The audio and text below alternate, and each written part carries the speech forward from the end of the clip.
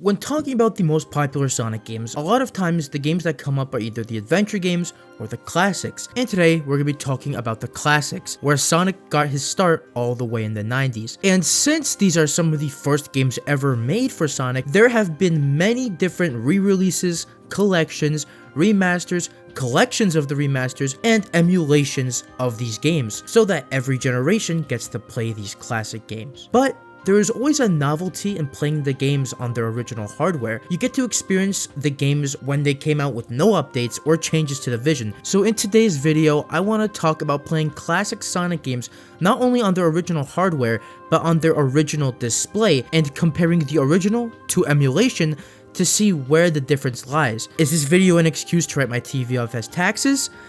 Maybe, but listen. Now, to start off, we need to look at the hardware we are using. This is gonna be the technical part of the video, but I think it's pretty interesting. For the new versions of these games, we're gonna be using the Sonic Origins versions, and for the 1990s versions of the games, I'll be using a Sega Genesis on a 13-inch CRT TV. Now, for some footage, I will be using a filter to replicate the look of an old TV, because I don't think you wanna look at this for half of the video, but for effects that cannot be replicated with the filter, I will be using original hardware footage. Now, if you grew up in the 90s or early 2000s like I and a lot of y'all probably did, then you already know what this is. But for those who don't, a CRT TV is one of those big box TVs that make like a high-pitched noise when you turn it on, and when you touch the screen, you get a static feeling. Now, understanding how CRTs work is important to seeing what makes playing on them so cool. Now, how they actually work is in the name, CRT. It's actually an acronym for cathode ray tube, and these tubes shoot a beam of light at the TV, and what it does is that it basically draws every pixel on screen faster than the human eye can perceive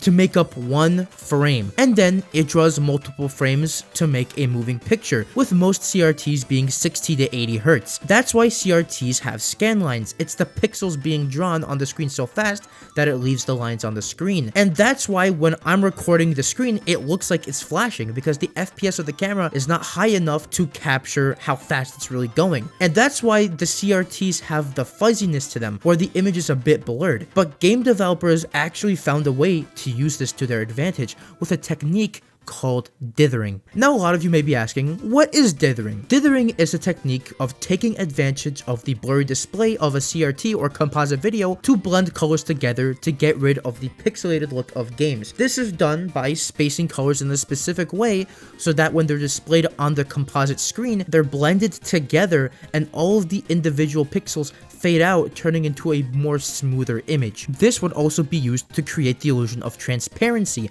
and again, blending colors together to give them a gradient, or a different color altogether. This works especially well for the Sega Genesis because it uses composite video, which is that yellow wire that's connected to the Genesis. And since it uses composite, the colors being output aren't that great, especially since Sega Genesis is known notoriously for not being able to display a large amount of colors to begin with, compared to the competitors like Nintendo that can display 256 colors at once with 32,768 colors to choose from in total. The Sega Genesis can only display a measly 61 colors at once with only 512 colors to choose from in total. And the way they would display these colors is that different objects would have different color palettes, and if they needed to make an animating texture, they would just cycle through the colors, like for example this waterfall, which we'll get to later. And there could be some instances where two things share the same color palette. That's why in Carnival Night, if you go super, the blue balloons turn yellow and glow, because the balloons share the same color palette with Sonic, because I guess they just ran out of colors. I mean,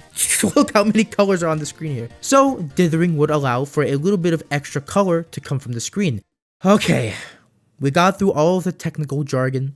It's time to get to the actual cool stuff. We're going to be comparing the composite video with dithering versus an RGB screen without dithering. And without further ado, let's get right into it. Starting off, we can already see this effect in the title screen of the games. Specifically, I want to look at Sonic 2 because it has the best examples of this. If you look on the ribbon of the emblem, you can see these pixels where the shadow and light meet, and they're spaced in like a checkerboard pattern. Now, this isn't just for aesthetic. When we're going to apply dithering, you can see that the colors blend together to give a good gradient effect to the light and dark. And this can also be seen in the background of the sky. Again, you have the different shades of blue that progressively get darker to try and emulate a sky gradient. That is then removed once the dithering is applied to give a more believable gradient. But honestly, it's way more in your face in Sonic 3 and Knuckles with that pre-rendered 3D Sonic model. And again, you can see a bunch of areas where the pixels are now placed not only in checkerboards, but in seemingly random spots. But again, when applying dithering, you can see all of the random pixels bleed into each other to make one consistent tone and make for a way more smoother picture and more seamless gradient. But if you really want to see it in action, in Sonic CD for the Sega CD, you get, of course, your typical dithering effect on the title screen, but also uniquely for the opening AMV, they had to significantly reduce the quality for it for the Sega CD. And I know we're all used to the original animation that's just normal and looks like, you know, hand-drawn, but the original one had to be cropped and pixelated so that it didn't take up too much space on the CD, and it doesn't look that great. But when we apply dithering, it blurs the pixels and blends them in to give a more cohesive and less pixelated image. The frame rate's still bad and the aspect ratio is still small, but at least the image isn't too bad. Now getting into gameplay, it's time for everyone's favorite example of dithering in Sonic. Waterfalls. Oh, how I love the waterfalls on CRT screens. They look so majestic. What happened? Yeah, so on regular screens, the waterfall loses that transparent look and just looks like lines. But why is that? Well, the way they got that transparent look is actually by having a gap in between each line of the waterfall. So when dithering is in play, it blends the pixels to get rid of the lines and it leaves you with a transparent waterfall.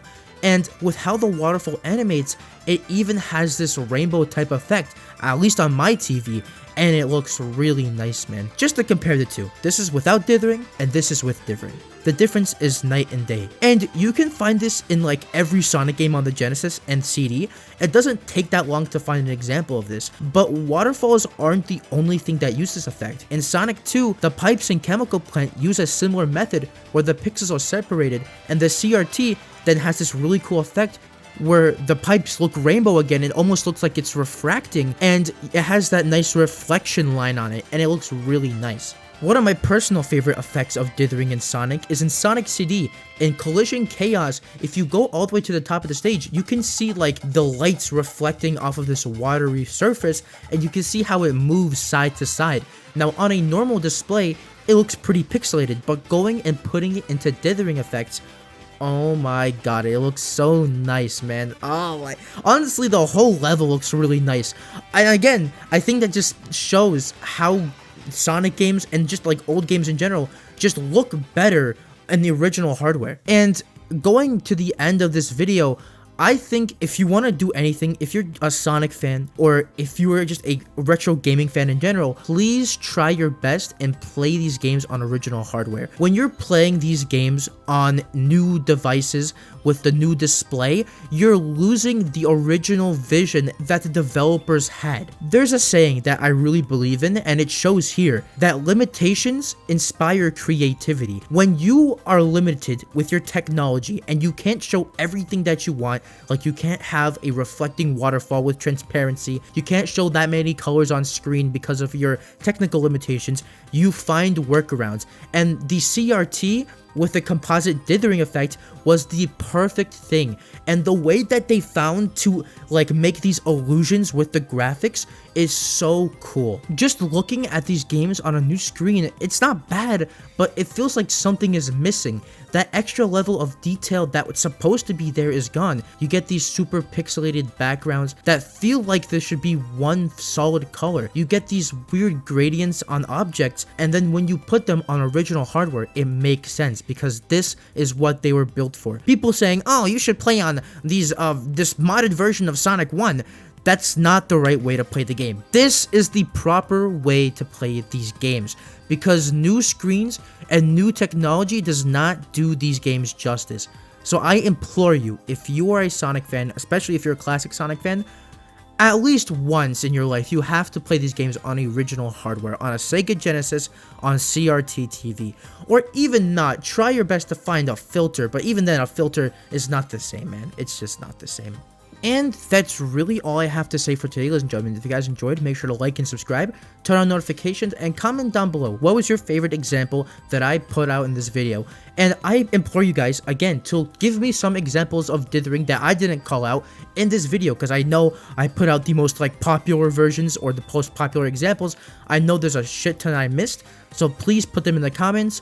And if you guys like this type of video, let me know, because the classic games aren't the only games that do this. The adventure games do this, and even a little bit of the GameCube games do this, because those games are still hella pixely. But I would like, if you guys want, let me know. I can see how those games use dithering to enhance the graphics there. But hope y'all enjoyed, and I'll see y'all in the next one.